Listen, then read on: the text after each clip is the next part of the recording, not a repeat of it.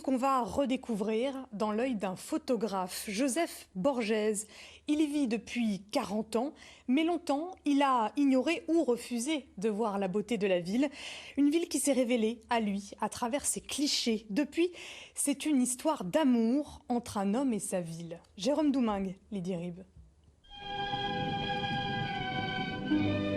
Dans les années 80, Joseph a une vingtaine d'années quand, avec ses parents, il s'installe à Aurillac.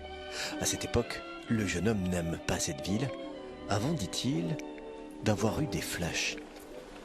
Aurillac, ça serait masculin et en fait, c'est une ville féminine, en fait. C'est une femme.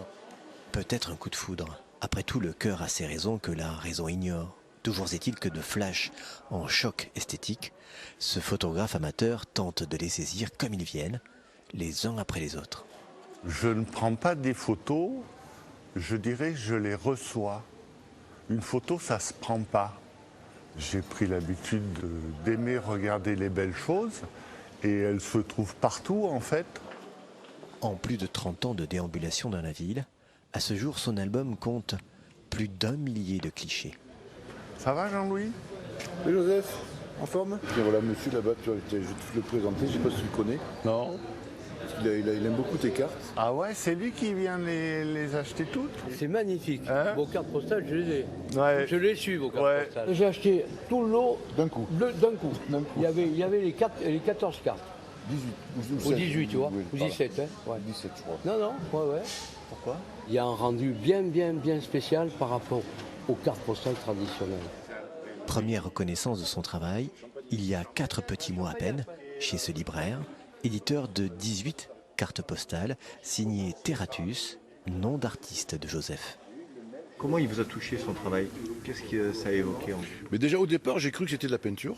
Donc j'ai dit elles sont chouettes vos peintures, il m'a dit non c'est de la photo. Donc déjà rien que cet aspect-là m'a paru intéressant.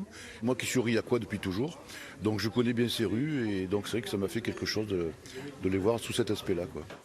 Ce rendu un peu spécial, cette peinture qui n'en est pas, ces aquarelles, ces vignettes de bandes dessinées qui n'en ont que la ressemblance, c'est le secret précieusement gardé de Joseph, une technique de retouche et de filtre qui sublime les murs, magnifie les rues, quand Aurillac se pare de 1001 couleurs. Le but, il est là, quoi. Les Aurillacois aiment leur ville et ils sont super heureux de l'avoir embellie comme ça, quoi. Regardez un magasin comme ça, eh ben, il est beau. Pourtant, c'est un dépôt-vente enfant. Aurillac dans les rues de Joseph est à découvrir sur son site internet aurillaczoom.fr, une invitation pour un voyage au long cours dans une cité, tout en contraste et nuances. Tout de suite, votre édition